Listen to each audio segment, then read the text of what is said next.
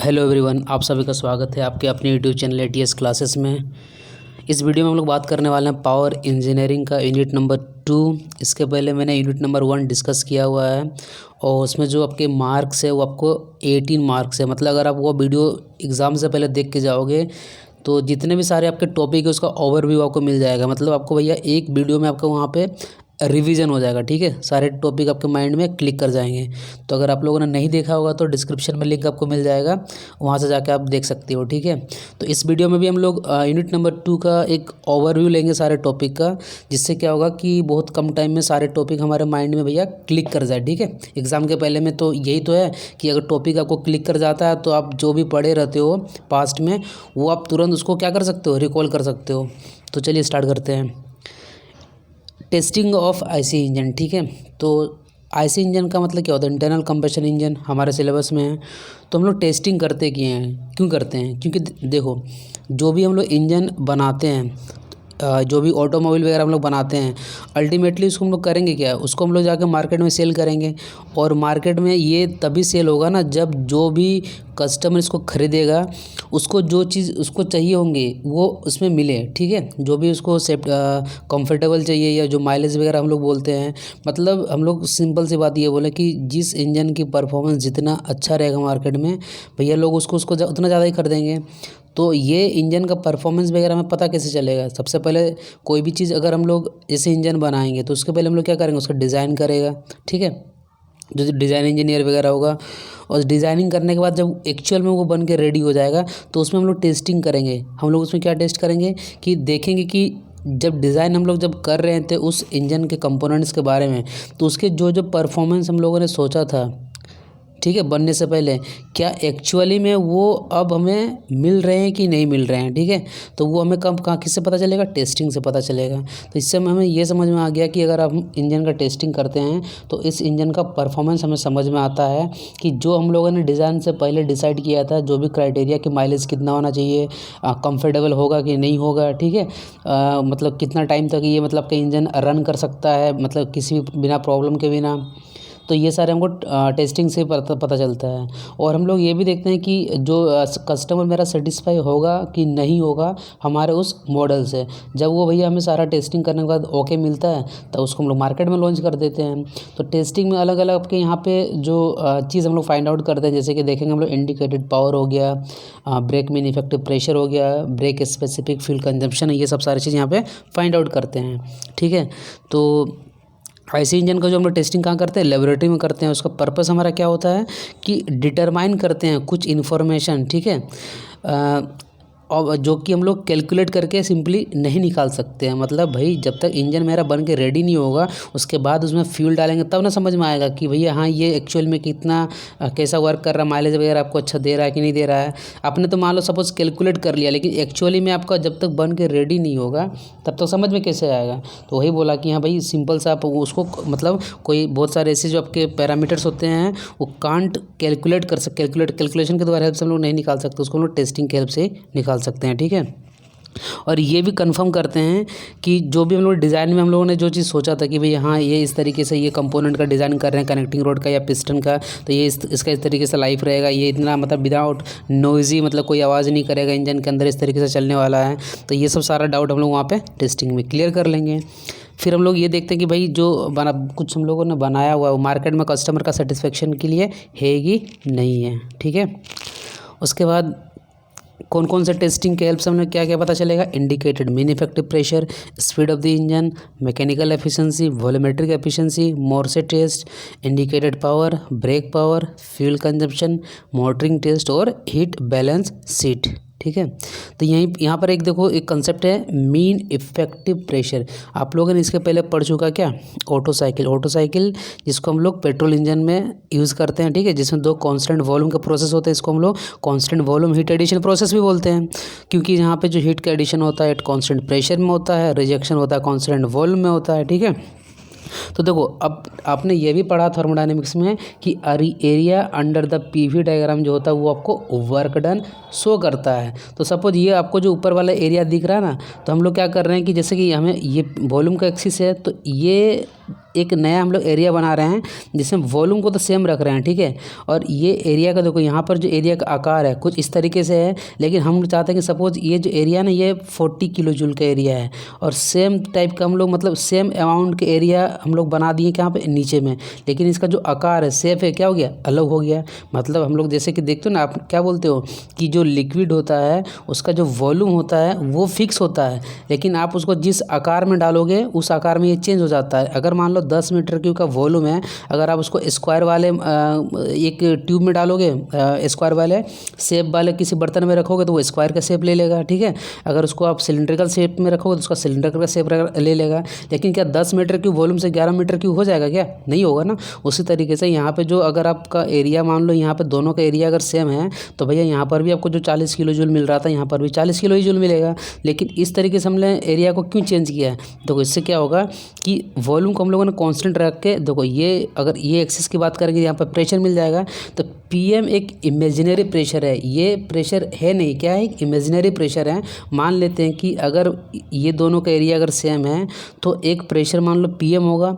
अगर हम लोग इसका एरिया निकालेंगे तो क्या लिखेंगे, पीएम इंटू वीएस, और ये जो एरिया रहेगा ये किसके बराबर आ जा रहा है, आपका वर्क डन के बराबर आ जा रहा है। तो ये जो आपका इमेजिनरी एक प्रेशर निकल के आ रहा है, इसी प्रेशर को हम लोग बोल देते हैं क्या, मीन इफेक्टिव प्रेशर। तो मीन इफेक्टिव प्रेशर से अगर आप मान लो क्वेश्चन में अगर आपका दे दिया है और वहाँ से अगर आप वर्क डन निकालोगे तो जो एक्चुअल पीवी डायग्राम से जो वर्क डन निकल रहा था उसका सेम आएगा, और आना भी चाहिए, क्योंकि भाई ये जो एरिया आप नीचे वाला बनाए हो ये तो ऊपर वाले के बराबर ही तो बनाए हो, ठीक है। तो मीन इफेक्टिव प्रेशर से भी आपका वर्क डन क्या आएगा, सेम आएगा, वही यहाँ पर लिखा गया है, ठीक है।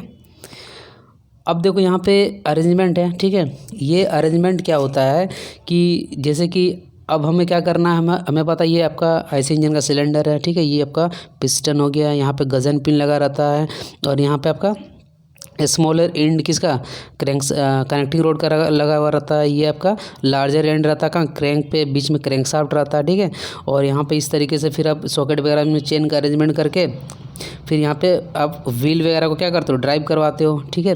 तो जैसे सपोज करो ये inlet valve, exhaust valve, exhaust valve हो गया आपका, ये आपका हो गया स्पार्क प्लग, और फ्यूल आएगा, ठीक है। आपने सक्शन कर दिया, कंप्रेशन किया, अब आपको मिलने वाला क्या, पावर मिलेगा तो पिस्टन जाएगा नीचे। तो जैसे कि पिस्टन जाएगा तो भैया नीचे गया, ठीक है। तो ये रेसिप्रोकेटिंग मोशन जो है आपका पिस्टन का, with the help of connecting road हम लोग क्या करते हैं, उसको कन्वर्ट कर देंगे रोटरी मोशन में। भैया ये क्रैंकशाफ्ट रोटेट करेगा, क्रैंकशाफ्ट के ऊपर में आपने मान लो कोई चेन वगैरह लगाया है उसको व्हील से कनेक्ट की हो तो ये व्हील भी रोटेट करेगा, ठीक है। अब अगर इस व्हील को रोकना चाहोगे तो यहाँ पे ब्रेक शूज़ होते हैं, मतलब इस एक अरेंजमेंट होता है, उस अरेंजमेंट के द्वारा मान लो यहाँ पे ब्रेक लगाएंगे तो ये व्हील क्या होगा, रुक जाएगा। मतलब ये जितना अगर स्पीड, मतलब जितना एनर्जी इसके पास, कौन सी एनर्जी रहेगी, जब ये रोटेट करेगा तो रोटेशनल एनर्जी होगी, ठीक है। यहाँ पर जिसको काइनेटिक एनर्जी है वो रोटेशनल एनर्जी के फॉर्म में रहेगी। तो सेम अमाउंट अगर हम एनर्जी ब्रेक के द्वारा अगर लगा दें तो आपको नहीं लगता है कि भैया ये जो व्हील रोटेट कर रहा था वो रुक जाएगा। तो मतलब अगर हमें पता करना है कि भैया ये व्हील जो है कितना इसका रोटेशनल एनर्जी है तो उसमें ब्रेक लगा दो। और यहाँ पर जो ब्रेकिंग मैकेनिज्म का जो अरेंजमेंट होता है, जैसे कि आपका प्रोनी ब्रेक हो गया, ठीक है, ये मतलब आपका मतलब ये प्रैक्टिकली निकाला जाता है। जैसे कि प्रोनी ब्रेक अरेंजमेंट के द्वारा हो गया आपका बैंड ब्रेक हो गया, ठीक है। तो इनकी हेल्प से हम क्या निकालते हैं, इनकी हेल्प से हम निकालते हैं यहाँ पे ब्रेक पावर निकालते हैं। मतलब ब्रेक लगा के आप क्या निकाल रहे हो, ब्रेक पावर, ठीक है। तो आप समझते हैं सबसे पहले कि अब देखो जब इंजन के अंदर ऊपर फ्यूल जब जलता है ना तो यहाँ पर जो हमें पावर मिलता है, इस पावर को हम लोग बोलते थे कि इंडिकेटेड पावर। क्या बोलेंगे, मतलब जो हमें मिलेगा पिस्टन के ऊपर में उसको बोलेंगे इंडिकेटेड पावर मिलेगा, ठीक है। अब ये देखो ये कैसे होता है कि जैसे देखो फ्यूल मान लो जलेगा तो फ्यूल के पास रहती है केमिकल एनर्जी, वो कन्वर्ट कर देगा आपका हीट एनर्जी में। इस हीट एनर्जी को हम लोग करेंगे क्या, मैकेनिकल एनर्जी में कन्वर्ट कर लेंगे। मैकेनिकल एनर्जी मतलब क्या कि जो पार्ट्स आपके रोटेट करवाना है, मतलब पिस्टन का मूवमेंट करवा के क्रैंकशाफ्ट का रोटेट करवाना, वही तो मैकेनिकल एनर्जी है। तो यहाँ ऊपर में आपका हो गया इंडिकेटेड पावर, ठीक है। अब जैसे कि इंडिकेटेड पावर हो गया, अब जैसे कि मान लो पिस्टन जब मूव करेगा तो उसमें कुछ फ्रिक्शन आएंगे जब कॉन्टैक्ट होगा सिलेंडर और पिस्टन के बीच, या कनेक्टिंग रोड और यहाँ पे गजन पिन, तो उसके कारण क्या हो जाएगा भैया, फ्रिक्शन पावर आपका लॉस हो जाएगा। और क्रैंकशाफ्ट में जो एक्चुअल पावर मिल रहा है, ठीक है, ये पावर आपका मतलब व्हील को ड्राइव करने के लिए मिल रहा है, तो इसी पावर को हम लोग बोल देते हैं क्या, ब्रेक पावर। तो एक चीज़ समझ में आ गया कि indicated power is the summation of brake power plus friction power. समझ रहे हो, मतलब क्रैंकशाफ्ट पे जो हमारे पास कौन सा पावर रहता है, ब्रेक पावर, और इंडिकेटेड पावर पिस्टन के ऊपर रहेगा, फ्रिक्शन पावर जो पावर लॉस हो जाता है। ठीक है, तो अब यहाँ पर जैसे कि जो स्पीड वगैरह मान लो हम लोग निकालते हैं, तो टेकोमीटर एक ऐसा डिवाइस होता है जो क्रैंक कितना स्पीड से रोटेट कर रहा है, ये जो ड्रम है या व्हील जिसको हम लोग बोल सकते हैं, ये कितना स्पीड से रोटेट कर रहा है उसको हम लोग कैसे निकाल सकते हैं। एक डिवाइस है जिसका नाम बोलते हैं टेकोमीटर, जिसके हेल्प से हम लोग स्पीड को मेजर कर सकते हैं। ठीक है, और डायनोमीटर एक ऐसा डिवाइस होता है, डायनेमोमीटर, जिसके हेल्प से हम लोग पावर निकाल सकते हैं। ठीक है, डायनोमीटर के हेल्प से हम लोग पावर निकाल लेते हैं, याद रखना आप। तो उसी तरीके से यहाँ पे देखो, ये जो है ये आपका पीवी डायग्राम का एरिया है ऑटो साइकिल का, तो ये आपको वर्क डन दे देता है। लेकिन हमें ये पता है कि अगर कोई वर्क आप पर सेकंड के रेट से करोगे तो वो पावर बन जाएगा। तो इसी पावर को हम लोग बोल देते हैं क्या, इंडिकेटेड पावर। ये इनपुट टू द पिस्टन देते हैं, पिस्टन के ऊपर में, और यही वही खर्च करके फिर लास्ट में फ्रिक्शन पावर में इसी का खर्च होता है, और जो हमें बचा कुछ मिल जाता है उसको बोल देते हैं क्या, ब्रेक पावर बोल देते हैं।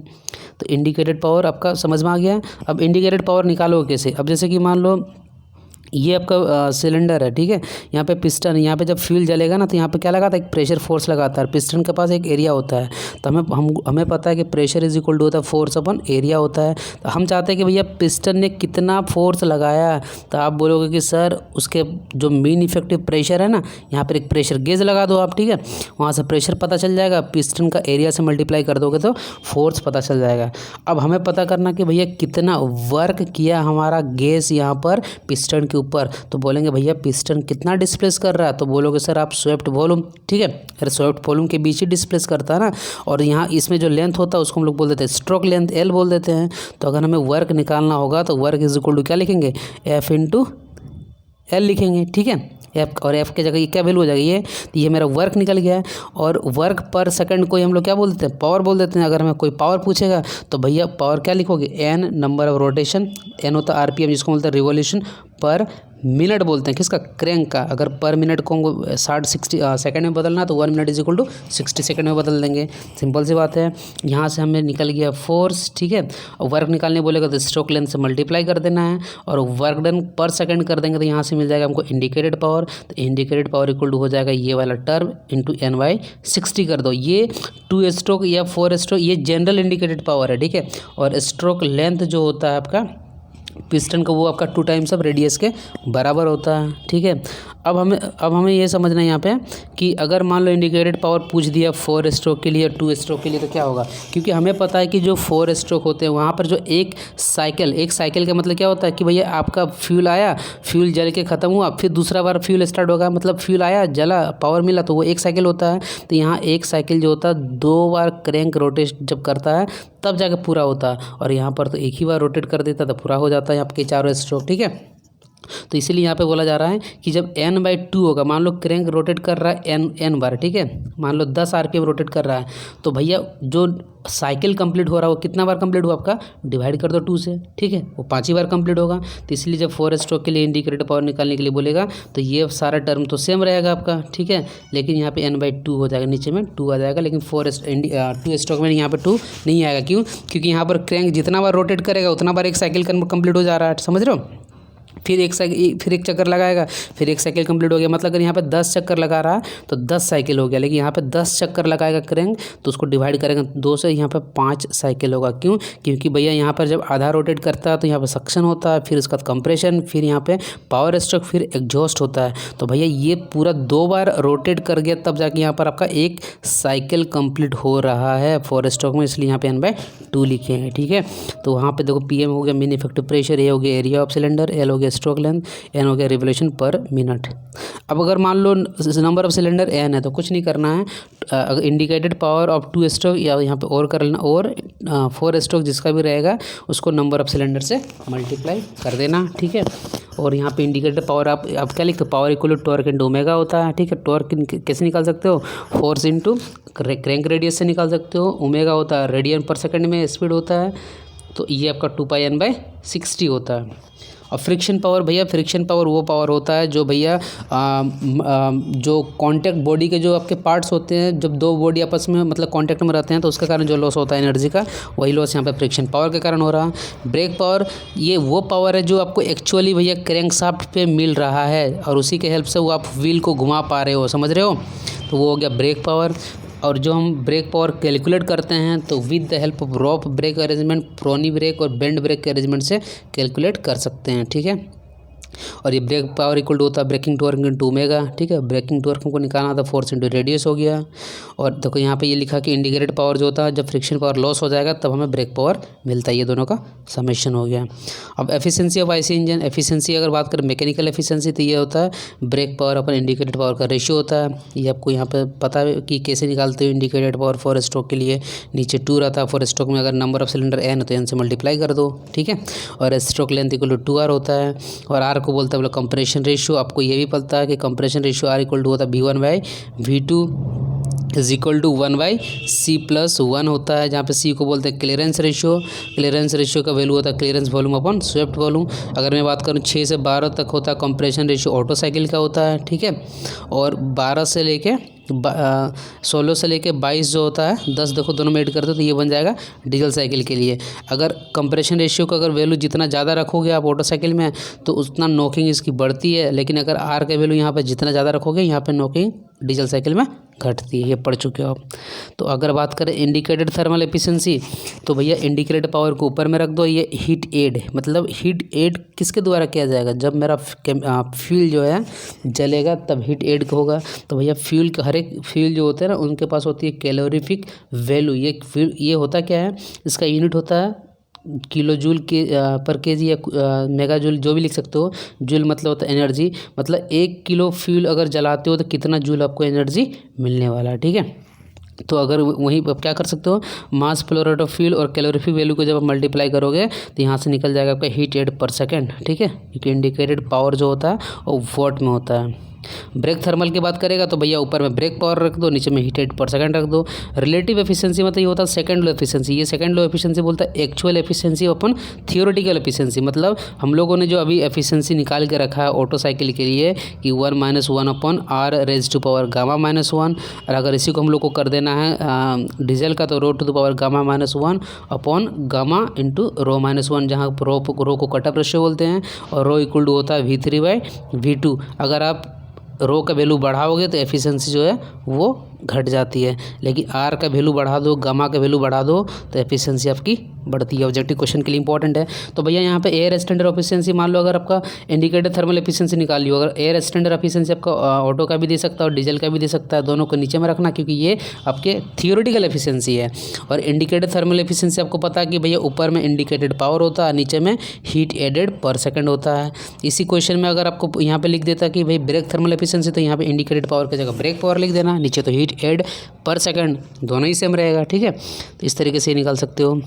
वॉल्यूमेट्रिक एफिशिएंसी मतलब ये होता है ratio of volume of air upon swept volume, जहाँ पे आपको पता है डेंसिटी इक्वल टू होता है मास अपन वॉल्यूम। स्वेप्ट वॉल्यूम कैसे निकाल सकते हो, π/4 × d²/L। अब दो यहाँ पे कुछ टर्म है जैसे कि brake specific fuel consumption. Specific जैसे हम आपको पूछे कि भैया कि चलो आपके जो 5th सेमेस्टर में 5 सब्जेक्ट में आपका स्पेसिफिक नॉलेज किस चीज़ में है। स्पेसिफिक का मतलब होता है किसी पर्टिकुलर चीज़ में, ठीक है। तो अगर यहाँ पे ब्रेक लिखा हुआ था मतलब कि भैया पर्टिकुलर अगर हमको 1 किलोवाट का ब्रेक पावर अगर जनरेट करना था कितना मास ऑफ फ्यूल की रिक्वायरमेंट होगी। वहीं अगर यहाँ पे इंडिकेटेड लगा दिया तो भैया अगर हमको 1 किलोवाट इंडिकेटेड पावर जनरेट करना था कितना मास ऑफ फ्यूल का रिक्वायरमेंट होगी। इन दोनों का रेशियो को हम लोग अलग अलग BSFC और ISFC बोल सकते हैं, जहाँ पे मास ऑफ फ्यूल का जो यूनिट होता है ये होता है kg/आवर में, ब्रेक पावर का होगा किलोवाट में। जब इसको अरेंज करोगे तो इसका यूनिट हो जाएगा kg/आवर पर किलोमीटर, ठीक है। इसका भी यहाँ पे यूनिट सेम रहेगा kg/आवर पर किलोवाट, ठीक है। अब मीन इफेक्टिव प्रेशर भैया आपको पता है मीन इफेक्टिव प्रेशर 2 निकलेंगे आपको कि ये मीन इफेक्टिव प्रेशर क्या था, ये एक इमेजिनरी प्रेशर था जिसके हेल्प से आप जब स्वेप्ट वॉल्यूम को मल्टीप्लाई कर देते थे तो जो वर्क डन मिलता था यहाँ पे ये आपको एक्चुअल वर्क डन जो हमको PV डायग्राम से मिलता था उसके बराबर मिलता था, मिलना भी चाहिए था क्योंकि ये जो आपको एरिया यहाँ पर निकल के आया था ये जो यहाँ पर आपका PV डायग्राम का एरिया था भैया उसी से तो बनाया था आपने, ठीक है। तो ये तो बात होना ही चाहिए। तो मीन इफेक्टिव प्रेशर यहाँ पर दो अलग पार्ट में बटा हुआ है, एक होता है ब्रेक मीन इफेक्टिव प्रेशर, एक होता है इंडिकेटेड मीन इफेक्टिव प्रेशर, ठीक है। लेकिन यहाँ पे देखो इंडिकेटेड पावर लिख दिया, तो यहाँ पे जो स्वेप्ट वॉल्यूम था वो स्वेप्ट वॉल्यूम का यूनिट क्या होता है, मीटर क्यू होता है। लेकिन अब ये मीटर क्यू में नहीं रहेगा, ये मीटर क्यू पर सेकंड में रहेगा, क्योंकि यहाँ पे पावर लिखा हुआ है, ठीक है। अब वर्क अपन पर सेकंड ही तो पावर बन जाएगा। ये आपका ब्रेक पावर भी बन सकता है और ये आपका इंडिकेटेड पावर भी बन सकता है। अगर आपने यहाँ पे ब्रेक मीन इफेक्टिव प्रेशर लिखा है तो यहाँ पे ब्रेक पावर लिखो, अगर यहाँ पे इंडिकेटेड मीन इफेक्टिव प्रेशर लिखा है तो यहाँ पे इंडिकेटेड पावर लिखो, ठीक है। तो भाई स्वेप्ट वॉल्यूम का रेट निकालना कैसे है, देखो स्वेप्ट वॉल्यूम अगर मीटर क्यूब में पूछेगा तो कोई दिक्कत नहीं है हमें, लेकिन जैसे ही आपको पर सेकंड में बोलेगा तो भाई n/60 2 से हम लोग मल्टीप्लाई क्यों किए, क्योंकि ये 4 स्ट्रोक के लिए है और n हो गया आपका नंबर ऑफ सिलेंडर, ठीक है। तो यहाँ पे मीटर क्यूब पर सेकंड में आपका निकल जाएगा। चलिए अब फॉर्मूला देख लो कि कौन कौन से फॉर्मूला आपके इंपॉर्टेंट हैं। स्ट्रोक लेंथ इक्वल टू होता है 2r, स्वेप्ट वॉल्यूम होता है π/4 d² × L। अगर मीटर क्यूब पर सेकंड में बोलेगा तो n/60 × 2 करना है और n हो गया आपका number of cylinder. Brake power होता है braking torque × omega, braking torque निकालना तो ये होता है फोर्स × रेडियस, ओमेगा का वैल्यू होता है 2πn/60 जिसको बोलते हैं रेडियन पर सेकंड। इंडिकेटेड पावर यहाँ पे ये 4 स्ट्रोक के लिए देखो क्योंकि नीचे 2 से डिवाइड है, ठीक है। मैकेनिकल एफिशिएंसी क्या होता है, brake power upon indicated power. Brake thermal efficiency तो ऊपर में ब्रेक पावर, इंडिकेटेड पूछेगा तो ऊपर में इंडिकेटेड पावर। और हीट एडेड पर सेकंड कैसे निकालते हो, कैलोरीफिक वैल्यू ऑफ फ्यूल और mass flow rate of fuel से निकालते हो। और mean effective pressure into swept volume को क्या बोलते हैं हम लोग, वर्क डन बोलते हैं, ठीक है।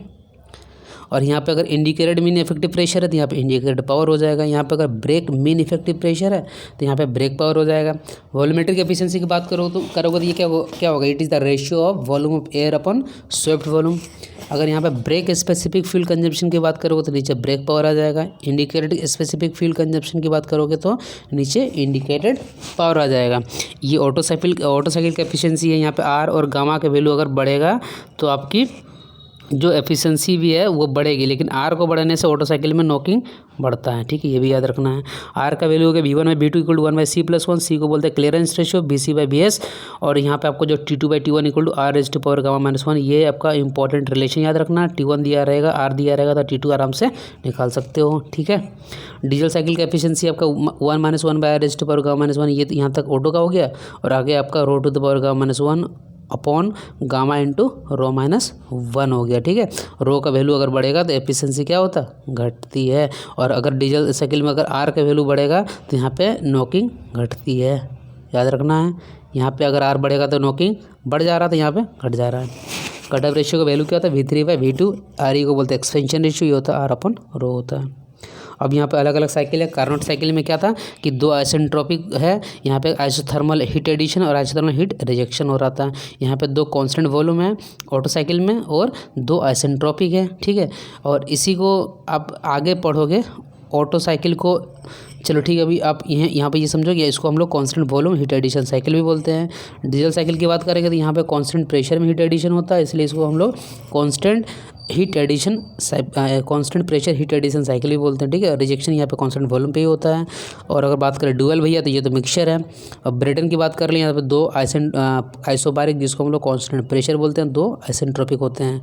तो अगर बोला जाता है कि अगर कंप्रेशन रेशियो आर अगर सेम है तो एफिशिएंसी जो होता है इस एक ही कंडीशन में ऑटो साइकिल का ज़्यादा होता है डुअल से, और फिर डुअल का ज़्यादा होता है डीजल का। नहीं तो आर अगर सेम नहीं बोला तो बाकी सारे केस में आपका एफिशिएंसी डीजल का ज़्यादा रहेगा, डुअल का बीच में रहेगा, ऑटो का कम रहेगा, ठीक है। ये न्यूमेरिकल, इसको छोड़ो आप। अब हीट बैलेंस शीट देखो, हीट बैलेंस शीट। अब यहाँ पे हम लोग बैलेंस बना रहे हैं, किसका बना रहे हैं, हीट का बना रहे हैं। मतलब अगर सपोज आपके पास 100 रुपीज़ आया, ठीक है। अब हम पूछेंगे भैया कि बताओ आपके पास ये कहाँ से आया और अगर आपने इसको खर्चा कर दिया तो कहाँ कहाँ पे खर्चा कर दिया। उसी तरह कि जब इंजन के अंदर में भैया फ्यूल आया तो भैया फ्यूल ने कितना हीट सप्लाई किया और ये हीट कहाँ कहाँ गया, भैया इसका एक शीट बना के दे दो तो इसी को हम लोग क्या बोल देंगे, हीट बैलेंस शीट बोल देंगे। अरे तो खुद तो समझो ना यार कि जब फ्यूल जलेगा तो वो हीट रिलीज करेगा, तो बोलेंगे भाई हीट रिलीज बाय फ्यूल। तो मान लो कुछ हीट रिलीज़ कर दिया कौन, फ्यूल। अब क्या होगा, इंजन के अंदर जैसे ही मान लो रिलीज़ कर दिया तो अब जैसे कि यहाँ पे इंडिकेटेड पावर भी जनरेट होता है और ब्रेक पावर भी जनरेट होता है। तो बोलेंगे कि भैया जो इंडिकेटेड पावर जनरेट करने के लिए कितना हीट की रिक्वायरमेंट हुआ या ब्रेक पावर जनरेट करने के लिए कितना हीट की रिक्वायरमेंट हुआ, क्योंकि हीट का यूनिट जो होता है वो होता है किलो जूल। तो भैया ब्रेक पावर को हम लोग लिखते क्या, किलो जूल पर सेकंड मान लो लिख सकते हैं, ठीक है। मतलब वाट होता है ना, तो और 1 सेकंड को हम लोग क्या लिख सकते हैं, 1/60 मिनट। मतलब ये 60 मिनट। मतलब अगर हम लोग को किसी ने पूछा कि बताओ brake power equivalent to heat, ठीक है, तो मान लो ब्रेक पावर में क्या करेंगे हम लोग 60 से मल्टीप्लाई कर देंगे तो वो ब्रेक पावर बन जाएगा किलो जूल पर मिनट। मैं यहाँ पे ये समझाना चाह रहा हूँ कि जब फ्यूल आपका जलेगा तो कुछ हीट को रिलीज़ करेगा, तो उसको भाई जितना सप्लाई किया हीट तो वो आपको पता होना चाहिए, ठीक है। वो हीट फिर क्या करता है, मान लो ये कूलिंग जैकेट यहाँ पे लगा रहता है या फ्लूइड यहाँ पे मान लो एयर लेके जाता है, तो भाई कितना हीट लेके चला गया, तो हम बोलेंगे मास ऑफ उस फ्लूइड का बता दो, स्पेसिफिक हीट उस फ्लूइड का बता दो और डेल्टा टी बता दो, ठीक है, कितना टेम्परेचर बढ़ा है उसको, तो यहाँ से ये वो फ्लूइड लेके चला जाएगा, ठीक है। जब ये एग्जॉस्ट होता है तो भैया एग्जॉस्ट में कितना हीट बाहर चला गया है, तो बोलेंगे भैया मास ऑफ गैस बता दो, स्पेसिफिक हीट ऑफ गैस बता दो, डेल्टा टी बता दो, ये हम बता देंगे आपको, ठीक है। और क्या हो सकता है यहाँ पे एक इंडिकेटेड पावर के इक्विवेलेंट में मतलब कितना हीट आपका डेवलप कर रहा है वो आप बता दिए हो, कितना हीट सप्लाई हो रहा है फ्यूल जलने के बाद वो बता दिए हो आपने, ठीक है। तो अब क्या करना है कि जैसे कि बहुत सारे जो इंजन के अंदर जो हीट होता है वो आपका बाहर मतलब चले जाता है, किस लिए चले जाता है, वो आपका जाता है रेडिएशन के कारण, मान लो चले जा रहा है, फ्रिक्शन के कारण चल जा रहा है, तो मान लो कि टोटल आपका जो हीट क्यू डेवलप कर दिया कौन, आपका इंजन के अंदर, तो अगर माइनस कर देंगे बाकी सबसे तो आपको नहीं लगता इन सबको प्लस कर दिए इन सबको, तो इन सबको प्लस करके यहाँ पर रखेंगे तो जितना बचेगा तो बोलेंगे भैया मतलब बाकी दूसरे लॉस में इतना हीट चला गया मेरा, तो इन सब का जब एक शीट बनाएंगे तो उसी को हम लोग बोल देते हैं क्या, हीट बैलेंस शीट बोल देते हैं, ठीक है। तो हीट बैलेंस शीट कुछ नहीं होता, एक टेबुलर रिप्रेजेंटेशन होता है total heat supplied and total heat consume का, ठीक है। तो देखो इसमें क्या क्या निकालते हैं, heat supply by the fuel, भैया फ्यूल कितना हीट सप्लाई किया था, मास ऑफ फ्यूल, और कैलोरीफिक वैल्यू जो रहता है फ्यूल का, और इसका यूनिट क्या रहेगा हीट सप्लाई का किलो जूल पर मिनट में। फिर लिखा हूँ मैंने यहाँ पे heat absorbed equivalent to brake power, मतलब कि अगर हमको ब्रेक पावर जनरेट करना है तो उसने कितना हीट मतलब उसमें गया होगा, तो भैया ब्रेक पावर होता है ब्रेकिंग टॉर्क इनटू ओमेगा, लेकिन ये किलो वाट में है, पावर में है, हमको कन्वर्ट करना है हीट के फॉर्म में, तो वाट इक्वल टू क्या लिखते हो जूल पर सेकंड, लेकिन 1 मिनट को लिख सकते हो 1/60, तो 60 ऊपर चल गया तो किलो जूल पर मिनट, मतलब भैया इतना किलो जूल पर मिनट मतलब ब्रेक पावर डेवलप करने में चला गया होगा। अब यहाँ पर थर्ड क्या आपका heat rejected to the cooling system, मतलब इंजन भाई जब इसमें कंबशन होगा तो जो टेम्परेचर राइज होगा तो मटेरियल जो इंजन के जो मटेरियल जिस चीज़ से बना हुआ होगा उसको कूल भी तो करना पड़ेगा, ऐसा थोड़ी यार कि हमेशा आग लगाते रहोगे तो मटेरियल तो मेल्ट कर जाएगा ना आपका। तो उसके लिए जो रिजेक्शन मतलब हीट का कितना रिजेक्ट करके जा रहा, तो भैया mass of cooling liquid, specific heat at constant pressure और डेल्टा टी कर दोगे तो आपको निकल के आ जाएगा, ठीक है।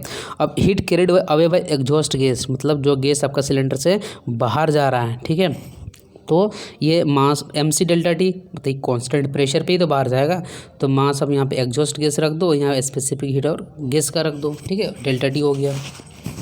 अब अनकाउंटेड हीट, मतलब ये सारे हीट हमको दिख गया कि भाई हाँ कि फ्यूल जलेगा तो हीट सप्लाई करेगा, कूलिंग जो आपका मीडियम रहेगा वो लेके जाएगा, कुछ ब्रेक पावर के इक्विवेलेंट में कन्वर्ट हो जाएगा, कुछ एग्जॉस्ट गैस में कन्वर्ट हो जाएगा, लेकिन बहुत सारा ऐसा होता है जो आपके हीट फ्रिक्शन के कारण लॉस होता है, लीकेज रेडिएशन के कारण होता है, तो वो कैसे निकलेगा, तो भाई टोटल हीट सप्लाई माइनस आप heat rejection cooling system plus exhaust gas plus आपका हीट एब्जॉर्ब बाय इंडिकेटेड या ब्रेक पावर के इक्विवेलेंट में जो आप कन्वर्ट करते हो, मतलब टोटल आपका अगर 100 किलो जूल मान लो आपका जनरेट किया और इधर आपको 80 मान लो खर्च कर दी हो आप लोगों ने तीनों चीज़ में, तो भाई टोटल निकल के आया 20 किलो जूल, तो यही 20 किलो जूल आपका हो जाएगा अनकाउंटेड हीट। ये uncounted heat it may be friction के कारण लॉस हो सकता है, लीकेज के कारण या रेडिएशन प्रोसेस के कारण भी हो सकता है। तो ये टेबुलर फॉर्म आपने बना दिया, ये बन गया आपका हीट बैलेंस शीट। ये पर्टिकुलर्स है कि हीट सप्लाई बाय फ्यूल कितना होता है, heat equivalent to brake power और इंडिकेटेड पावर, ये दोनों का इक्विवेलेंट में हो सकता है, ठीक है,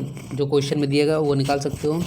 heat rejected to the cooling system, fourth हो गया heat rejected by exhaust system, यहाँ पे अनकाउंटेड हीट। तो यहाँ पे आप जब फॉर्मूले से लिखोगे तो सबका यहाँ पे वैल्यू निकल के आएगा, ठीक है। सपोज मान लो आपने 100 किलो जूल आपका टोटल हीट सप्लाई आया, अब ब्रेक पावर में मान लो आपने 40 आ गया, हीट रिजेक्ट हो रहा है आपका 30, ठीक है, और 20 आपका हो रहा है एग्जॉस्ट गैस के साथ, तो 40 30 70 20 90, बाकी जो बचेगा वो आपका चला गया कहाँ पे, अनकाउंटेड हीट में चला गया। अब परसेंटेज पूछेगा, ठीक है, मतलब भाई हीट जितना 100 मान लो आपके पास अभी आपके पास 100 रुपीज़ है, तो आपके पास हम बोलेंगे कितना अमाउंट है, तो आप बोलोगे 100% मेरे पास अमाउंट बचा हुआ है। अब जब खर्च करोगे आप तभी तो 100 से कम होगा ना। तो खर्च मान लो आपने ब्रेक पावर 40 कर दिया है, तो 40/100 कर दो, तो आपके पास कितना हो गया भैया, 40% का खर्च हो गया। अब 30/100 करेंगे तो 30% खर्च हो गया। 20/100 करेंगे, समझ रहे हो, तो ये 20% खर्च हो गया। तो इस तरीके से यहाँ पे परसेंटेज का लिखा जाता है। तो ये आपका क्वेश्चन है। अगर आप चाहो तो इसको स्क्रीनशॉट लेके रख लो और इसको बनाना आप, ठीक है। इसको जब बनाओगे और उसके बाद बनाने के बाद ये देखो इस तरीके से आप स्क्रीनशॉट ले लो इसको कि क्या फॉर्मूले रख के क्या क्या निकालने के लिए बोला आपको, आप देख सकते हो यहाँ पे इस तरीके से मैंने इसको सोल्व किया हुआ है। और लास्ट में आपका इस तरीके से शीट बन के रेडी हो जाएगा, ठीक है। अब हम लोग बात करने वाले हैं क्या, मोर्से टेस्ट के बारे में बात करेंगे। अब हम लोग बात करने वाले हैं मोर्से टेस्ट के बारे में, ठीक है। तो मोर्से टेस्ट क्या होता है। अब देखो इंडिकेटेड पावर जो आप लोगों ने वहाँ पे निकाला था अपने, आप लोग याद करो इंडिकेटेड पावर आप लोग क्या कैसे लिखते थे कि भैया कि mean effective pressure into area force हो गया, ठीक है। स्ट्रोक लेंथ से मल्टीप्लाई करके तो वर्क हो जाएगा और n/60 कर देंगे तो पावर बन जाएगा। इंटू 2 कर देंगे तो ये आपका 4 स्ट्रोक के लिए आपका इंडिकेटेड पावर निकल के आ जा रहा था। तो ये आप कैलकुलेट कर रहे हो, ठीक है। मतलब आपके पास कोई ऐसा मतलब इक्विपमेंट नहीं है आपके पास इंडिकेटेड पावर को फाइंड आउट करने के लिए। तो उसीलिए हम लोग मोर्से टेस्ट का यूज़ करके मल्टी सिलेंडर इंजन में याद रखना ये इंपॉर्टेंट है, मल्टी सिलेंडर इंजन में क्या फाइंड आउट कर सकते हैं, इंडिकेटेड पावर फाइंड आउट कर सकते हैं, ठीक है। तो भैया मोर्से टेस्ट का ऑब्जेक्टिव क्या हो गया, to find indicated power in a multi cylinder engine, जहाँ पे सारे इंजन का फ्रिक्शन पावर सेम रहेगा, ठीक है। कुछ नहीं करना है। अब देखो यहाँ पर ये एक क्रैंकशाफ्ट है, ठीक है। एक ही क्रैंकशाफ्ट में, अरे क्रैंकशाफ्ट कुछ नहीं है भैया, एक रोटेटिंग मेंबर है। उसी क्रैंकशाफ्ट में भैया एक कनेक्टिंग रॉड क्रैंक, मतलब ये चारों आपके सिलेंडर अलग अलग जोड़े गए हैं, ठीक है। अब चारों में मान लो फ्यूल आता होगा टैंक से, तो चारों एक साथ तो नहीं जलते होंगे, मतलब कोई जब जलता होगा, मतलब किसी में जब सक्शन होता होगा, मान लो किसी में पावर मिल रहा होगा, किसी में कंप्रेशन हो रहा होगा और किसी में एक्सपेंशन हो रहा होगा, मतलब चारों में अलग अलग प्रोसेस हो रहे होंगे, ठीक है। तो भैया चार आपने क्या कर दिया, सिलेंडर का जब आप चारों जब वर्किंग में रहेंगे तो चारों मिलके ब्रेक पावर क्या देंगे आपको, ब्रेक पावर B देने वाले हैं, ठीक है। अब ब्रेक पावर के हेल्प से आपको मिल जाएगा तो अपना व्हील या ड्रम को रोटेट करवा लेना, ठीक है। तो यहाँ पे कुछ नहीं कर रहा बंदा, ये बोलता कि जब चारों वर्किंग कंडीशन में रहेंगे तो मान लो ब्रेक पावर B है। अब हम क्या करने वाले हैं कि फर्स्ट टाइम अगर मान लो जैसे कि जो मोर्से टेस्ट है ये आपका पेट्रोल हो, मतलब ऑटो साइकिल हो चाहे डीजल साइकिल हो, दोनों के लिए यूज़ कर सकते हैं, ठीक है। तो ऑटो साइकिल के लिए भी यूज़ होता है और डीजल साइकिल के लिए भी यूज़ होता है। अब ये क्या करेगा, पहले चारों को चला देगा और चारों को चलने के बाद जो ब्रेक पावर आएगा उसको हम लोग बोल देंगे B बोल देंगे, ठीक है। उसके बाद क्या करेगा, एक सिलेंडर से फ्यूल का सप्लाई बंद कर देगा। तो भैया अगर मान लो यहाँ पे अगर ये पेट्रोल इंजन है तो मतलब स्पार्क प्लग नहीं, स्पार्किंग ही नहीं करेगा तो यहाँ पे फ्यूल जलेगा नहीं, तो मतलब पहला से ब्रेक पावर नहीं आने वाला है। अगर ये डीजल साइकिल में यूज़ हो रहा होगा तो यहाँ पे फ्यूल इंजेक्टर जो हो रहा होगा वो फ्यूल का सप्लाई नहीं करेगा, मतलब उसके अब जब 1 से नहीं आया तो ओनली 3 से क्या निकल के आएगा, ब्रेक पावर निकल के आएगा, ठीक है। तो जो तीनों से ब्रेक पावर निकल के आएगा उसको हम लोग बोल देंगे B1। मतलब B1 वो ब्रेक पावर है जब आपका फर्स्ट वाला जो इंजन है वो कट कर दिया गया उसका फ्यूल सप्लाई, उसमें भैया फ्यूल का कोई सप्लाई नहीं हो रहा है, उस टाइम का ब्रेक पावर B1 है, ठीक है। अब B2 ब्रेक पावर वो ब्रेक पावर है, देखो B1 किसका ब्रेक पावर हो गया, मतलब ये आपका हो गया 2, 3 और 4 इन सारे इंजन का हो गया। अब B2 क्या है कि जब मान लो कि सेकंड वाला जो आपका सिलेंडर है इससे फ्यूल सप्लाई कट कर दोगे तो उस टाइम जो ब्रेक पावर निकल के आ जा रहा है उसको हम लोग B2 बोल दे रहे हैं। तो B2 जब आपको ब्रेक पावर मिल रहा है, ये किसका कौन कौन सा इंजन का ब्रेक पावर है, ये आपका 1, 3 और 4 वाले इंजन का ब्रेक पावर निकल के आ रहा होगा। अगर हम लोग बात करें B3 क्या कौन सा ब्रेक पावर है, मतलब जब आप 3 वाले इंजन से फ्यूल का सप्लाई कट करोगे, मतलब ये आपका 1, 2 और 4 के लिए होगा। उसी तरीके से अगर हम लोग बात करें कि जो आपका फोर्थ जो इंजन है इससे भी जब फ्यूल सप्लाई कट कर दोगे तो यहाँ पर जो ब्रेक पावर मिल रहा है उसको B4 बोल रहे हैं। और ये B4 जो ब्रेक पावर है ये किसके लिए है, ये इंजन नंबर 1 के लिए, 2 के लिए है और 3 के लिए है। तो आपको समझ में आ गया होगा कि B1 ब्रेक पावर किसका है, 2, 3, 4 इंजन के लिए है। B2 ब्रेक पावर किसका है, 1, 3, 4 के लिए है। B3 किसका है, 1, 2, 4 के लिए है। और B4 क्या है, 1, 2, 3 के लिए है। मतलब हम लोग क्या कर रहे हैं, बारी बारी से एक एक इंजन का फ्यूल सप्लाई कट करके ब्रेक पावर हम लोग B1, B2, B3, B4 निकाल लिए हैं। इससे क्या होगा देखो आगे, ये आपका वर्किंग जो मैंने बोला वही लिखा होगा, ठीक है। इससे क्या होने वाला देख लो भैया। इससे अब आपको ये देखने को मिल रहा होगा यहाँ पे कि सपोज I1 I2 I3 और I4 ये क्या आपके indicated power of each individual cylinder, मतलब I1 जो है आपका इंडिकेटेड पावर किसका है, सिलेंडर 1 का है, उसी तरह का 234 इंजन का है। और ये सारे आपके फ्रिक्शन पावर आपके चारों अपने इंजन के इंडिविजुअल है, ठीक है। बी हो गया टोटल ब्रेक पावर। तो अगर हमको पूछेगा भैया ब्रेक पावर कैसे निकालोगे, तो आपको यार पता है ना कि जो इंडिकेटेड पावर होता है वो क्या होता है, indicated power is equal to brake power plus क्या लिखते हो, फ्रिक्शन पावर, ठीक है। तो अगर टोटल ब्रेक पावर निकालना है तो टोटल इंडिकेटेड पावर में से टोटल फ्रिक्शन पावर को माइनस कर दो। तो देखो टोटल इंडिकेटेड पावर निकालना तो चारों भाई जो इंजन है उसके इंडिकेटेड पावर को ऐड कर दो, और टोटल फ्रिक्शन पावर निकालना तो भैया ये चारों को ऐड कर दो। तो यहाँ से इक्वेशन 1 बन गया है, ठीक है। अब हम क्या कर रहे हैं भैया, सिलेंडर 1 से फ्यूल का सप्लाई कट कर दिए, ठीक है, कटअप कर दिए। तो जब फ्यूल वही कटअप कर दोगे तो उससे क्या इंडिकेटेड पावर मिलेगा, अरे इंडिकेटेड पावर कहाँ से मिलेगा, 0 मिलेगा ना आपको, ठीक है। तो मतलब आपको क्या हो गया कि बाकी सारे आपके जो इंजन है कौन कौन से 2 3 4 वहाँ से जो आपको मिल रहा है ब्रेक पावर, उसको हम लोगों ने क्या बोल दिया, B1 बोल दिया है। तो ये जो ब्रेक पावर B1 है ये किसके लिए है, 2 3 4 इंजन के लिए है, ठीक है। तो यहाँ पे हम लोगों ने ये मिला कैसे, आप I1 का वैल्यू 0 रख दोगे तो यहाँ से आपको B1 मिल गया, ठीक है। अब देखो अब हमको निकालना है क्या, फर्स्ट वाले इंजन का इंडिकेटेड पावर निकालना, मतलब आपको I1 निकालना है। तो यार I1 देखो आपने जो यहाँ पर निकाल के रखा है ना, यहाँ पे बी, आप देखना बी को जब B1 से माइनस करोगे, B माइनस B1, तो देखो ये वाला जो टर्म है जब माइनस करेंगे तो ये वाला टर्म देखो यहाँ पे प्लस में आ जाएगा, तो ये दोनों खत्म हो जाएगा, ठीक है।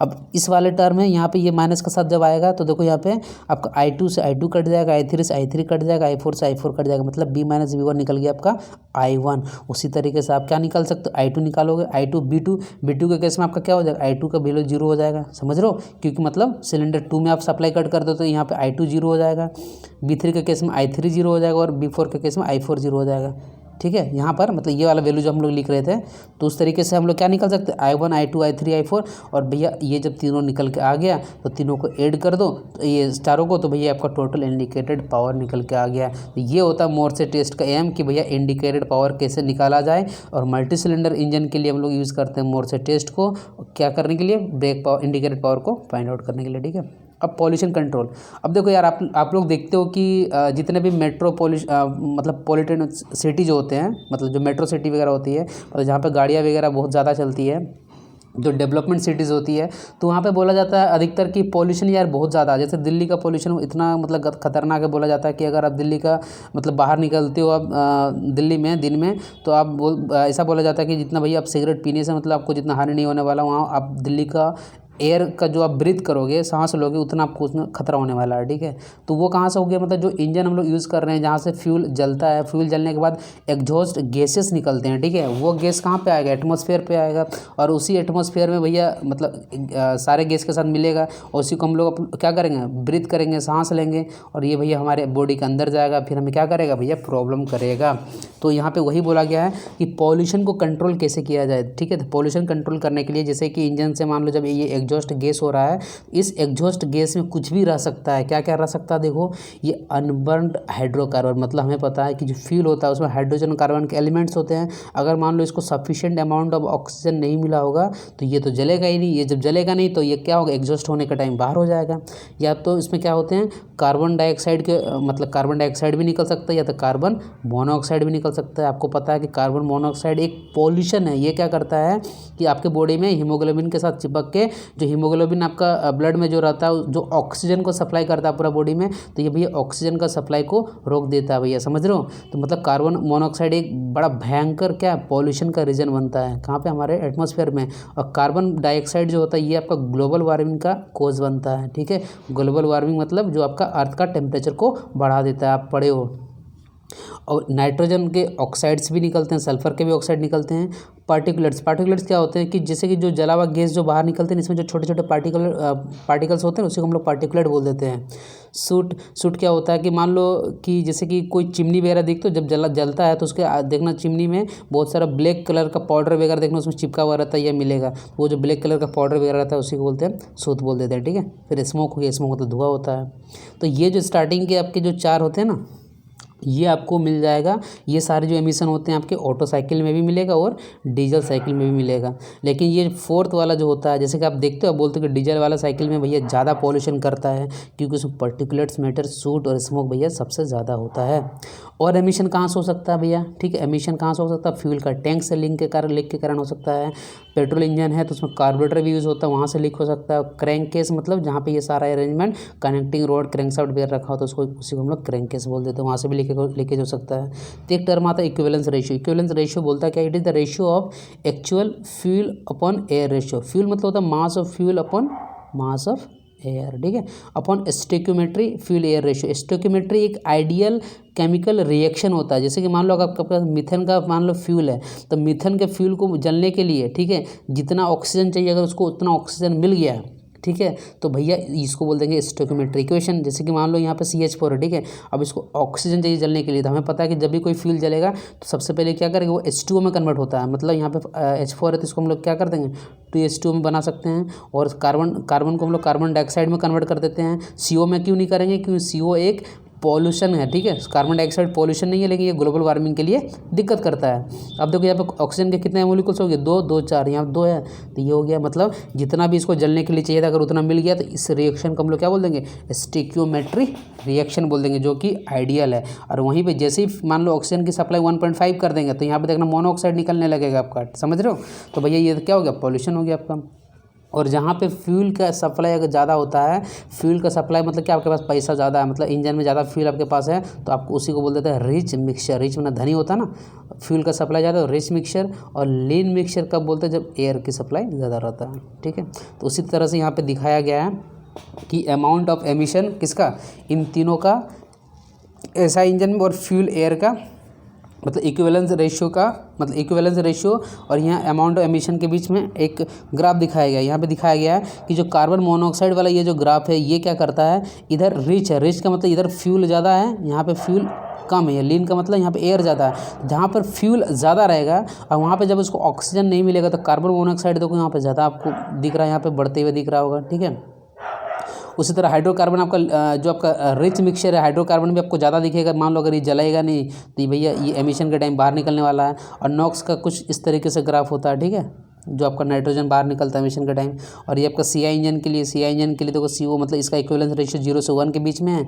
इसको 0 से लेकर 1 मतलब 1 से ज़्यादा होता है SI इंजन के केस में। तो ये आपका कुछ मतलब नॉक्स का, हाइड्रोकार्बन का और कार्बन मोनोऑक्साइड का 2 अलग अलग साइकिल में किस तरीके से आप रिप्रेजेंट कर सकते हो ग्राफ में, ये दिखाया गया है, ठीक है। अब जैसे कि आपको पता कि जो नाइट्रोजन ऑक्साइड है, ठीक है, ये कंबशन चैम्बर के अंदर भैया फॉर्म होता है, ठीक है। ये आपका dissociation of molecular oxygen and nitrogen at peak, मतलब जो डिसोसिएशन का मतलब होता है कि भैया टूटना किसका? नाइट्रोजन का ऑक्साइड, ये आपका हाई टेम्परेचर में होता है, ठीक है। तो ये कुछ आपके नाइट्रोजन ऑक्साइड के बारे में इन्फॉर्मेशन यहाँ पे दिया गया है। आप पढ़ना चाहो तो इसको स्क्रीनशॉट लेके पढ़ सकते हो, ठीक है। फोटोकेमिकल रिएक्शन क्या होता है भैया? फोटोकेमिकल रिएक्शन सिंपल सी बात है, ये होता है जब नाइट्रोजन का ऑक्साइड और एनर्जी जब सनलाइट से जब मतलब मिलता है तो वहाँ पे भाई क्या क्या होता है? स्मोक फॉर्मेशन होता है, उसी को बोल देता है फोटोकेमिकल रिएक्शन बोल देते हैं, ठीक है। और मोनोएटॉमिक गैसेस, जो ये जो आपको ऑक्सीजन यहाँ पे निकला है, फिर एटमॉस्फेयर में ये ऑक्सीजन के एटम है, ऑक्सीजन के मॉलिक्यूल कहाँ प्रेजेंट होंगे आपके? ये प्रेजेंट रहेगा आपके एटमॉस्फेयर में। जब उससे रिएक्शन होगा तो यहाँ पे आपका बन जाएगा क्या? ओजन, जो हमें प्रोटेक्ट करता है क्या? अल्ट्रावायलेट रे से। आप पढ़े हो एनवायरनमेंट में कि ये जो ओजन होता है ये स्ट्रेटोस्फीयर जो होता है वहाँ पे मिलता है, ठीक है। ये हमें बचाता है कहाँ? किससे? UV रे मतलब अल्ट्रावायलेट रे से बचाता है, जो कि कैंसर का कारण होता है। अब कैटालिटिक कन्वर्टर सिंपल सी बात है कि जितना भी पॉल्यूशन हो रहा था एमिशन के कारण, उसको अगर कम करना है तो एक डिवाइस लगाया गया जिसको बोलते हैं क्या? Catalytic converter. ये क्या करेगा आपका कि जैसे आप देखो साइलेंसर होता है, साइलेंसर के अंदर लगा होता है जिसमें आपका गैस निकलता है साइलेंसर में, गाड़ी ये जो बाइक वगैरह होता है उसके अंदर एक कैटालिटिक कन्वर्टर, मतलब जैसे यहाँ से एग्जॉस्ट गैस बाहर आता है, ये गैस यहाँ पे कैटालिटिक कन्वर्टर में घुसता है, फिर यहाँ बाहर में फिल्टर होकर निकलता है। ये किसको फिल्टर करेगा? ये जो हार्मफुल जो होता है पॉल्यूटेंट्स होते हैं उसको हार्मलेस, मतलब भैया वो मतलब इंसानों के लिए खतरा नहीं रहता है, ठीक है, हार्मलेस कर देता है, हार्मलेस गैसेस में कन्वर्ट कर देता है। तो यहाँ पे क्या करेगा ये? जो नाइट्रोजन का ऑक्साइड है या जो हाइड्रोकार्बन है और कार्बन मोनोऑक्साइड, ये तीनों का ही तो एमिशन हो रहा था। इन तीनों को क्या करेगा, अगर नॉक्स है तो उसको भैया तोड़ के नाइट्रोजन में कन्वर्ट कर देगा, भेज देगा एटमॉस्फेयर में। अगर कार्बन मोनोऑक्साइड है तो उसको कार्बन डाइऑक्साइड में कन्वर्ट कर देगा। अगर हाइड्रोकार्बन है तो उसको हाइड्रोजन में कन्वर्ट करके सेफली कहाँ पे भेज देगा, एटमॉस्फेयर में भेज देगा, जिससे पॉल्यूशन आपका कम हो जाएगा। ठीक है, तो यहाँ पे क्या लिखा है, रोडियम एक ऐसा कैटालिस्ट है। कैटालिस्ट क्या होता है, कैटालिस्ट वो सब्सटेंस होता है जो किसी केमिकल रिएक्शन में भैया मतलब पार्ट नहीं लेता है, लेकिन उस केमिकल रिएक्शन को भैया मतलब होने में मदद कर देता है। ठीक है, मान लो कोई दो बंदा है, ठीक है, दो बंदे में मान लो लड़ाई हो रहा है, ठीक है, यहाँ पे कोई तीसरा बंदा है, तीसरा बंदा लड़ नहीं रहा है, लेकिन सपोज करो इन दोनों को लड़ने में बाहर से कुछ ऐसा बात मान लो ये बोल दिया कि जिससे ये दोनों और ज़्यादा लड़ रहे हैं, तो भैया ये तीसरा वाला बंदा क्या हो गया, ये कैटालिस्ट हो गया भैया। ये कैटालिस्ट मतलब ये क्या कर रहा है, इस दोनों का लड़ाई में शामिल तो नहीं है, लेकिन फिर भी भैया उस लड़ाई को ये बढ़ा दिया है। तो उसी तरह कैटालिटिक ऐसा सब्सटेंस होता है जो किसी रिएक्शन में पार्ट नहीं लेता है, लेकिन उस रिएक्शन को होने में मदद करता है। ठीक है, उसी को बोलते हैं कैटालिस्ट बोल देते हैं। तो जो रोडियम कैटालिस्ट होता है ये क्या करता है, आपका जो नॉक्स होता है, नॉक्स को ये कन्वर्ट कर देता है नाइट्रोजन और ऑक्सीजन में कन्वर्ट कर देगा। ठीक है, और जो प्लेटिनम एंड पैलेडियम ये दो मतलब एक कैटलिस्ट होते हैं जो क्या करेगा, जो आपके हाइड्रोकार्बन और आपके कार्बन मोनोऑक्साइड है उसको H2 और CO2 में कन्वर्ट करेगा। तो प्लेटिनम एंड पैलेडियम में ऑक्सीडेशन होता है। ऑक्सीडेशन क्या एक ऐसा प्रोसेस होता है जिस प्रोसेस में भैया समझ में ही आ रहा है, ऑक्सीडेशन मतलब ओ से ऑक्सीजन मतलब ऑक्सीजन का ऐड होना, उसका रिड्यूसिंग मतलब यहाँ पर रिडक्शन जो होता है उसमें O2 भैया उस सिस्टम से गायब हो जाता है। ठीक है, उसको रिडक्शन बोल देते हैं। इसी तरीके से हमारे पास भैया दो तरह के कैटालिटिक कन्वर्टर होता है, एक 2 वे कैटालिटिक कन्वर्टर होता है, एक 3 वे कैटालिटिक कन्वर्टर होता है। 2 वे में क्या होता है कि कार्बन मोनोऑक्साइड और हाइड्रोकार्बन का एमिशन को हम लोग ऑक्सीडेशन के हेल्प से कंट्रोल करते हैं।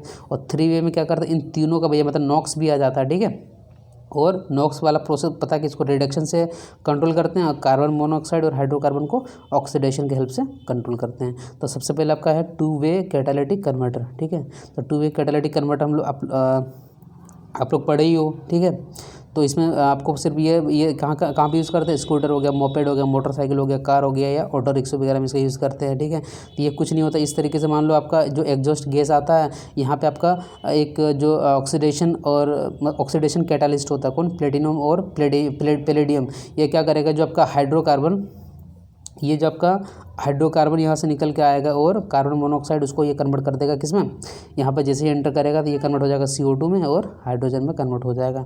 मतलब ये हार्मफुल गैस जो आपके यहाँ पर थे, हार्मफुल गैस, वो यहाँ पर कन्वर्ट होगा किसमें, हार्मलेस में कन्वर्ट कर हो गए। ठीक है, तो यही आपको यहाँ पर समझाया गया है। कैटालिस्ट जो आपको मैंने बताया कि एक ऐसा सब्सटेंस होता है which causes a chemical reaction that normally doesn't happen in the given condition. मतलब ये उस केमिकल रिएक्शन को करवाने में हेल्प करता है जो कि एक्चुअल में नहीं हो सकता था। ठीक है, तो उसी तरीके से जो अगर मान लो कार्बन मोनोऑक्साइड का ऑक्सीडेशन मतलब ऑक्सीजन का अगर ऐड करते हैं तो यहाँ कार्बन डाइऑक्साइड में कन्वर्ट हो जाएगा। ठीक है, समझ रहे हो। और उसी तरीके से अगर मान लो हाइड्रोकार्बन में अगर यहाँ पे ये हाइड्रोकार्बन मीथेन तो हाइड्रोकार्बन है ना, इसमें भी अगर ऑक्सीजन ऐड कर दो तो ये कार्बन डाइऑक्साइड और H2O में कन्वर्ट हो जाएगा। ये जनरल है। इसमें मान लो आपका मीथेन, इथेन, प्रोपेन कुछ भी रख दो, n का वैल्यू जो रखोगे यहाँ पे भी n का वैल्यू उतना रखोगे तो वहाँ उससे ऑक्सीजन का नंबर ऑफ मॉलिक्यूल्स निकल के आ जाएगा। ठीक है, जैसे कि यहाँ पे मान लो C का वैल्यू 1 रखो, तो जब C का वैल्यू n का वैल्यू जब 1 रखोगे ना तो ये वाला रिएक्शन निकल के आएगा। ठीक है, और 3 वे कैटालिटिक कन्वर्टर आपको समझ में आ गया भैया। अब तीनों को ये हैंडल करना है, मतलब कार्बन मोनोऑक्साइड और हाइड्रोकार्बन को भी हैंडल करना और नॉक्स को भी हैंडल करना है। ठीक है, तो ये तीनों जाएंगे भैया हार्मलेस, हार्मफुल वाले यहाँ पे हार्मलेस में कन्वर्ट हो जाएंगे। तो ये इस तरीके से आपका हो गया। यहाँ पे NO का क्या हो गया, रिडक्शन, मतलब ऑक्सीजन भैया यहाँ से इससे गायब हो रहा है, देख रहे अलग हो रहा है। अब यहाँ पे आ गया आपका फोर्थ क्या, emission norm standard. Emission norm standard मतलब होता है कि ऐसा नहीं है कि यार कि मान लो अपने कोई गाड़ी आया मार्केट में, अब उसको यूज़ किए 10 साल तक, उसके बाद 10 साल से जब ज़्यादा उसको यूज़ कर रहे हो तो उसमें पता चल रहा है कि जो एमिशन एग्जॉस्ट गैसेस का हो रहा है मतलब बहुत ज़्यादा हो रहा है, मतलब आप क्या कर रहे हो, बहुत ही ज़्यादा पॉल्यूशन कर रहे हो। तो भैया बड़े बड़े मेट्रो सिटी में भैया ये रेस्ट्रिक्शन होता है, ये नहीं कि भैया कितना भी पुराना गाड़ी आप बस धड़ल्ले चलाए जा रहे हो, ऐसा नहीं है। वहाँ पर गवर्नमेंट क्या कर देती है, बैन कर देती है। ठीक है, तो वो बैन कर कहाँ से करती है, ये आपके जो emission norm standard. Emission norm standard का मतलब होता है, नॉर्म मतलब होता है रूल्स होते हैं। ठीक है, कि भैया आपकी गाड़ी से मतलब सल्फर का कितना एमिशन होना चाहिए, नाइट्रोजन का कितना एमिशन होना चाहिए, कार्बन का कितना एमिशन होगा, ये फिक्स किया जाता है। ठीक है, तो वही यहाँ पर लिखा गया कि जो एमिशन स्टैंडर्ड होते हैं ये क्या होते हैं, are requirements that set specific limit to the amount of pollutants that can be released into the environment. भैया ऐसा नहीं है कि पर्यावरण को कितना भी दूषित कर जाओ कोई कुछ बोलने वाला नहीं है, ऐसा नहीं है। आपको भैया अगर आप जो एमिशन स्टैंडर्ड फिक्स किया गया है अगर आप उससे ज़्यादा अगर एमिशन करोगे तो आपके ऊपर चालान बनेगा, फाइन लगता है, या तो आपके ऊपर केस भी बन सकता है, समझ रहे हो। तो यहाँ पे बोला गया कि जो emission standard generally regulates particulate matter, suit, carbon monoxide, volatile hydrocarbon और नॉक्स को ये हैंडल करता है। मतलब ये सबको बताया जाता है कि ये सब कितना एमिशन किसी भी इंजन से होना चाहिए, इसके बारे में बता रहा है, ठीक है।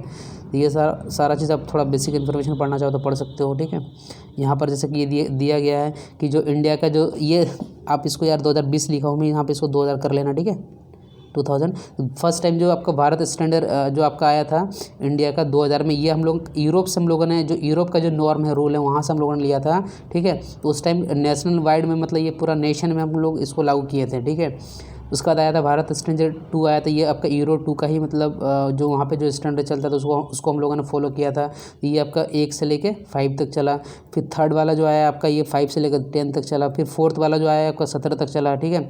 फिर हम लोग 5 को स्किप कर दिए। इसका मतलब ये हो गया कि देखो जैसे जैसे आप स्टेज बढ़ रहा ना, स्टेज बढ़ रहा मतलब कि जो पॉल्यूशन वाले जो आपके मटेरियल है आप उसका जो एमिशन है आपका एनवायरनमेंट वो कम करोगे, ठीक है। मतलब हमारे यहाँ कंट्री में इतना ज़्यादा पॉल्यूशन हो गया है कि ये वाला जो आपका स्टैंडर्ड होना चाहिए था इसको हम लोग स्किप करके डायरेक्ट 6 पे आ गए, समझ रहे हो। 6 पे हम लोग आ गए मतलब क्या कि आप हार्मफुल जो गैसेस है उसको और कम करो, समझ रहे हो कि आप बहुत ज़्यादा एनवायरनमेंट में मतलब आप पॉल्यूशन कर रहे हो, क्योंकि बहुत ज़्यादा व्हीकल यूज़ हो रहा है हमारे कंट्री में, इसीलिए तो हम लोग इलेक्ट्रिकल व्हीकल के तरफ बढ़ रहे हैं, ठीक है। ताकि फॉसिल फ्यूल, भाई एक तो फॉसिल फ्यूल लिमिट है, उसको जलने से भैया एनवायरनमेंट का मतलब प्रोडक्शन नहीं हो रहा, पॉल्यूशन हो रहा है, इसीलिए हम लोगों ने 5 को स्किप कर दिया और यूरो 6 में हम लोगों ने मतलब भारत स्टैंडर्ड 6 में हम लोगों ने एंटर कर गया था, कब, अप्रैल 2020 में। तो अब यहाँ पर देखो कि यहाँ पर भी इसको 2000 कर लेना, ठीक है।